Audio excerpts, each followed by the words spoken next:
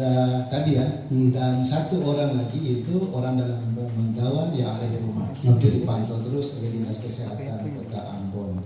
Karena ciri-cirinya menjelaskan ke situ Pak ya? Dia karena perjalanannya. Oke. Jadi fixnya kami itu tidak menutup ya, cuma ya kode etik lah. Kalau dari kode etik kesehatan daerah pun mestinya kita nggak boleh bilang. Sekarang kalau kita bilang dia dari daerah A, nanti semua orang dari daerah A gitu ya. Jadi ini Pak, totalnya itu 4 Pak ya? Nah hari ini 4. 2 warga asing Jepang, 1 Bekasi, 1 Maluku. Jadi yang saya bilang kita sudah lah itu berkesimpulan bukan dari kita. Artinya begini loh Pak, daripada nanti beritanya di blow up lagi yang nggak benar, berita hoaxnya makin merebak. Lebih baik kan pemerintah daerah itu sebenarnya lebih terbuka dan real. Sebenarnya berapa jumlah realnya seperti apa? Kalau jumlah oke, statusnya oke, tapi asalnya kotanya. Oke. Sudah terkonfirmasi malam ini teman-teman 4, 2 warga negara asing Jepang, 1 orang luar daerah Maluku dari Bekasi, saya sebutnya seperti itu, 1 orang Maluku yang nggak boleh disebut inisialnya. Oke Pak Sekda ya, fix ya. Ini kalau masih ketahuan ini saya masih ragu sebenarnya. Ini masih ada lagi jangan-jangan ya. Jadi saya bilang dia memang betul 4 dan saya bilang statusnya sekarang sudah turun ya menjadi orang dalam pemantauan. Oke. Nah kalau dari sisi yang itu sisi gejala-gejala fisiknya semakin hari makin baik lah. Oke, kita berdoa seperti itu demikiannya kita berdoa ya. Oke, saya ke Pak Riyad. Artinya ini adalah ada efek yang ditimbulkan dari penyebaran virus corona ini khususnya untuk di dunia pendidikan. Framing Anda seperti apa Pak untuk penyebaran virus corona efeknya terhadap dunia pendidikan? Ya, baik, terima kasih Pak Sekda, Pak Ketua Komisi, Bapak Ibu sekalian, teman-teman. Jadi sungguh luar biasa ya. Jadi memang kalau kita bicara corona tadi kita disinggung oleh Pak Sekda, ini kan suatu virus ini yang luar biasa penyebarannya dan bagaimana kita bisa menangkalnya.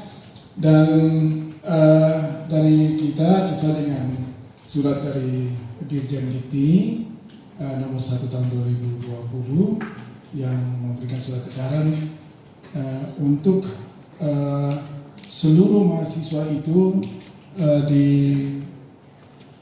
diputuskan untuk tinggal di rumah dan kuliahnya secara daring dalam jaringan, dan itu sudah kami lakukan kemarin setelah surat edaran itu tanggal 16, tanggal 17 kami keluarkan juga surat edaran di dalam, dan sekarang kuliah kita itu secara online. Tapi yang memang persoalannya yang sekarang itu kalau kita lihat ini persoalannya ada yang tinggal di rumah dan ada yang ke kampus, ada yang keluar rumah. Ini yang ditakutkan, ini yang keluar rumah itu tertular lalu dia pulang ke rumah lalu dia ini. Jadi ini yang memang ya itulah artinya surat edaran kebijakan daripada pimpinan ya Pak Dirjen, jadi kita menyambutnya seperti begitu. Oke. Anak sekolah Pak, kalau untuk di Pemkot itu sudah ada rilis dari pemerintah kota bahwa anak sekolah akan disweeping alias ditangkap dalam tanda kutip Pak oleh Satpol PP, pelajar dalam hal ini. Mahasiswa gimana Pak? Ya, mahasiswa yang namanya sudah mahasiswa Pak. Jadi bukan lagi tingkat SD, SMP, SMA, tapi mereka kan dengan surat edaran yang kami keluarkan dan juga dari perguruan tinggi baik itu negeri maupun swasta yang di Kota Ambon ini ya kita berharap itu. Kita berharap bisa mereka lebih ngerti dan sudah dewasa. Belajar online dengan offline lebih efektif mana sih Pak selama ini untuk mahasiswa di Unidar sendiri? Ya memang kalau offline itu jauh lebih bagus karena ya namanya tatap muka dia lebih mengekspresikan dia punya persoalan-persoalan yang secara dari disiplin ilmu dia ngerti, dia bisa langsung menanyakan. Tapi ini kan mesti ada proses yang satu hal yang ada kendalanya, yaitu bahwa apakah di seluruh mahasiswa itu dia memakai Android ataukah dia ada punya data pulsa Nah, ini yang persoalannya di situ. Itu kendala besar kecil. Pak, benar Pak. Kalau mereka nggak ada pulsa, mereka bisa langsung ke kafe aja Pak, wifi-nya free kok. Minum kopi secangkir free Pak wifi-nya. Oke, saya ke Bung Anos. Bung Anos, ini kita lihat penjelasan Pak Sekda ini cukup sistematik. Artinya dari awal pemerintah sudah berusaha bagaimana sebenarnya menangkal yang namanya penyebaran virus corona. Toh, tapi akhirnya kebobolan juga. Orang luar masuk membawa virus, bahkan nasional internasional membawa virus itu sendiri, dan ada juga yang terkena yaitu orang lokal sendiri, dalam hal ini orang Maluku sendiri. Harusnya ini kan di awal udah ada preventif di awalnya sebelum ini semua terjadi. Misalnya tadi kalau Pak Sekda bilang yang bisa itu yang terindikasi, harusnya kan juga pemerintah daerah khususnya di Maluku, di ibu kota provinsi kan sudah harus bisa punya persiapan untuk bagaimana menangani pasien yang diduga itu terkena virus corona itu sendiri. Satu. Nah, yang kedua, ini penyebaran hoax di masyarakat begitu gencar, di mana sebenarnya tugas pemerintah daerah dalam hal ini Dinas Infokom kok nggak ngapa-ngapain sih, mereka kesannya diam aja. Silakan, Bung.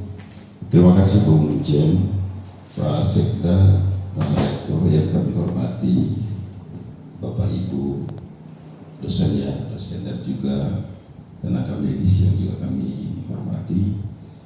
Untuk rakyat Maluku, bahagia sekali kami diundang malam ini sebagai salah satu narasumber.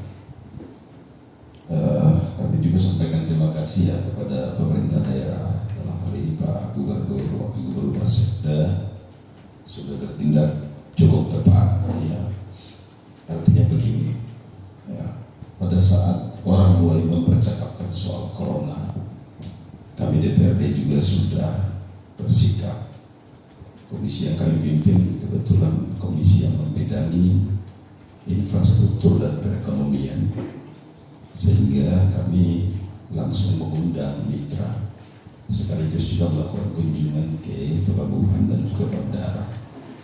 Pada saat para mitra itu kami undang, ya, kami langsung memberikan ya, semacam ketegasan untuk memperketat pintu masuk dan pintu keluar. Kenapa begitu? Ya, karena satu-satunya cara untuk mengatasi virus ini di daerah ini cuma bisa dilakukan dengan cara itu. Misalnya kita memperketat kunjungan orang-orang yang datang dari luar Maluku. Kemudian ya, kami juga berterima kasih Pak Gubernur bersikap lebih cepat juga. Makanya kan hari ini sudah ada surat edaran Gubernur. Memang di sini tidak disebutkan misalnya seperti yang dilakukan oleh Kota Surabaya misalnya. Di Surabaya kan Ibu Risma itu pakai social distancing yang mengurangi aktivitas di luar rumah dan seterusnya. Memang benar ya, virus ini sudah mewabah dan mendunia lebih dari 100 negara.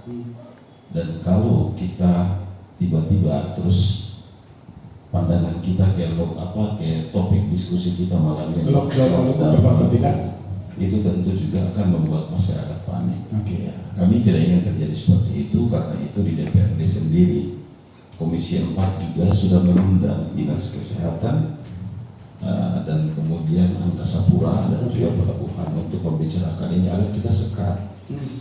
Ya, itulah sebabnya kalau hari ini di hampir seluruh medsos secara nasional non alam, ya, tetapi untuk mengambil langkah lebih lagi terhadap Provinsi Maluku, kita belum, bagi saya dan mungkin bagi Pak Sekda ya, atau bagi Pak Rektor, belum waktunya kita pakai Maluku ya sebagai daerah yang tertutup. Dan kalau itu kita lakukan, dan juga kebijakan dalam itu juga dari pemerintah pusat ya. Iya, itu kewenangan pemerintah pusat. Tetapi kalau itu katakanlah kita bisa membatasi ruang orang masuk dan keluar ke Maluku, bagi saya itu baik. Misalnya sudah ada pelarangan dari Pak Gubernur untuk ya kegiatan-kegiatan di luar Maluku itu dibatasi. Iya, kemudian juga diikuti oleh Wali Kota Ambon, Bupati Maluku Tenggara. Bahkan tidak ada warning keras dari Gubernur kalau ASN yang ikut kegiatan di luar apa dan sebagainya, ini akan ada sanksi tegas seperti itu. Ya, saya dan juga kalau ada katakanlah pada saat sebelum surat edaran Pak Gubernur itu ya, ada pegawai ASN atau anggota DPRD yang masih di luar Maluku, mereka kembali wajib untuk ya paling tidak diperiksa. Oke. Ya. Kenapa? Atau bila perlu diisolasi. 14 hari diisolasi. 14 hari isolasi, kita lihat perkembangannya. Oke. Karena itu Pak Cem, sampai dengan hari ini kami di DPRD, kami juga ikut memantau kondisi ini dan kami juga tidak melaksanakan perjalanan keluar daerah, kecuali di dalam daerah. Pertanyaan saya Pak, sudah efektifkah yang dilakukan oleh pemerintah daerah selama ini Pak untuk penanganan mencegah penyebaran virus corona? Kalau bagi saya ini relatif. Iya. Karena apa? Karena virus ini kan kita juga hati-hati. Oke. Karena bagi kami, kalau kita serta-merta, misalnya terjadi di Jakarta, Surabaya, terus serta-merta kita tetapkan daerah kita sama seperti di tempat lain, maka itu juga bisa membuat rakyat kita panik. Oke. Ya, itulah sebabnya kami merasa bahwa pemerintah daerah cukup efektif untuk ini. Warga panik, tetapi Diskominfo diam saja, Bung. Kalau soal diskon Kominfo itu bukan bermitra langsung dan saya. Oke. Tapi Pak Sudito juga ini menjadi Dari warning. sejauh ini memang saya lihat sepertinya mereka kurang sekali aktif. Oke, artinya begini, banyak hoax di media sosial yang bertebaran di mana-mana, yang membuat masyarakat resah dan sebagainya. Kita jadi bertanya, sejauh ini mana sih fungsi dan tugas Diskominfo untuk bagaimana menangkal yang namanya hoax itu sendiri? Baik, itu nanti tanggung jawab Pak Sekda. Ya. Tapi saya, jujur saya Pak Sekda dan Pak Rektor, saya termasuk orang yang paling aktif di medsos. Karena itu kalau ada masalah-masalah seperti ini, saya langsung respon, saya langsung tanggapi. Misalnya kemarin, bagaimana mengatasi liang. Saya datang dan saya pastikan itu akan dinaikkan elevasinya dan sementara dikerjakan. Misalnya itu. Baik, pertanyaan saya selanjutnya Pak. Kalau DPRD mendukung pencegahan virus corona sendiri, permaskernya ada nggak di sana Pak? Itu yang sudah kami minta kemarin ya oleh Pak Sekwan untuk segera diadakan. Oke. Dan pintu-pintu juga ditutup. Oke. Karena DPRD Bahkan selama ini belum ada ya? Belum ada. Sejak virus ini sudah memakan korban di mana-mana, akhirnya Maluku juga resah. DPRD sendiri belum ada thermal scan. Tadi sudah diadakan tadi. Oke, sudah ya. Pak Sekda, ini thermal scan-nya di bandara ada nggak Pak kira-kira? Karena ini sempat kemarin kita ngobrol hal yang sama tentang virus corona dengan pemerintah Kota Ambon, dalam hal ini Dinas Kesehatan. Ini dokter juga mengatakan bahwa beliau masih ragu sebenarnya, kadisnya masih ragu bahwa ini thermal scan yang ada di bandara itu berfungsi atau enggak, seperti itu. Baik, terima kasih. Jadi tadi saya sampai di pembentukan gugus tugas. Oke. Nah, sekarang gugus tugasnya kerjanya apa? Di dalam itu semua ada ya, termasuk tadinya kita nggak kasih masuk ke Skrimsus yang menangani hoax nih. Oke. Nah, tadi dilaporkan oleh salah satu wakil direktur, mereka udah ada 3 kasus sekarang nih, 1 di Serang Timur dan 1 di Ambon.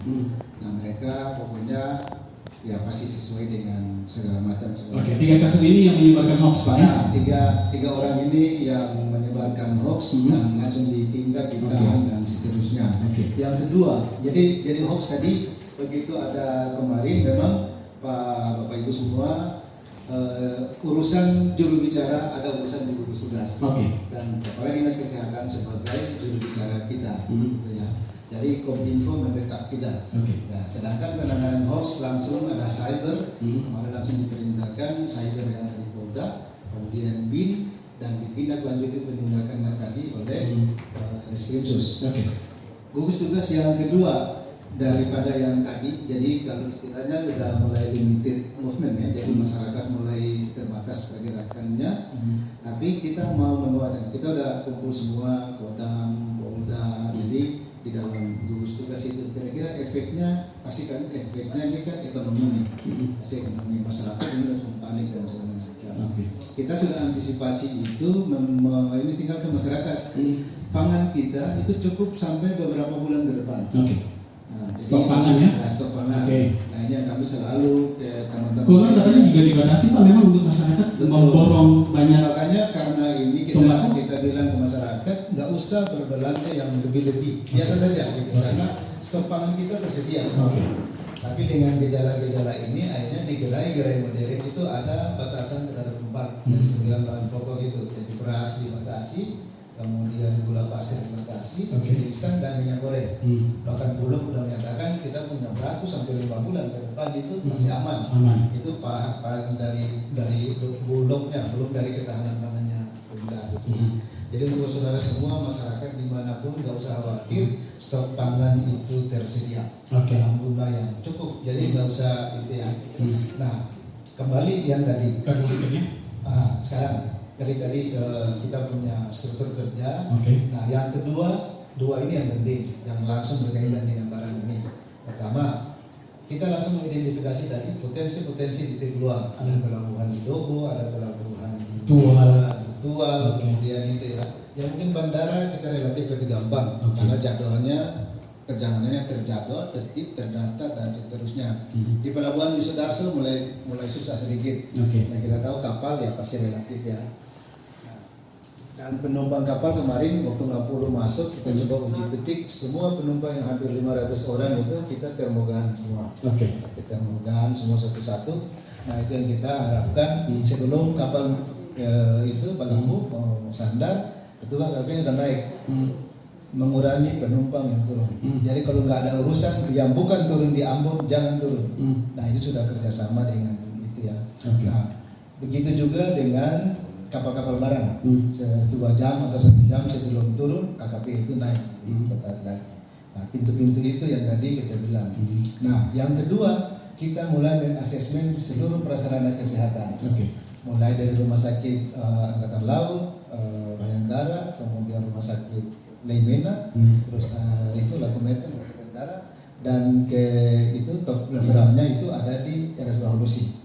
Rumah sakit ini sudah bisa menangani minimal orang dalam pengawasan, dalam pemantauan, pasien dalam pengawasan. Nah begitu dia positif langsung ditangani di ruang isolasi dan kamarnya sudah cukup tersedia semua. Jadi masyarakat yang mudah-mudahan jangan dipakai untuk ini ya, tapi kita sudah siap infrastrukturnya dan kita juga sudah punya ambulans yang ada ventilasi atau ada tenaga medis memadai Pak? Tenaga medis kita sampai hari ini masih cukup. Dan yang paling sensitif kan tenaga medis. Jadi tadi kita sudah instruksikan tenaga medis nggak boleh kerja lebih dari 6 jam karena mereka ini kan termasuk ujung tombak yang gampang sekali tertular. Nah, mengenai tadi, jadi kita sudah identifikasi tenaga medis, kemudian kita punya APD. Kemarin kita pengadaan hampir 100 unit lah. Cuma karena tiap hari pakai tiap hari, dia itu kan 1 kali pakai buang gitu kan. Nah, ini juga tadi kita sudah mencoba lagi, ini kan kita koordinasi teman-teman dari BUMN sudah mulai datang. Kira-kira apa yang mereka bisa bantu dengan CSR Mega. Kita yang paling kita butuh sekarang ini termogan dengan apa tadi itu APD. Berarti termogan di bandara ada Pak ya?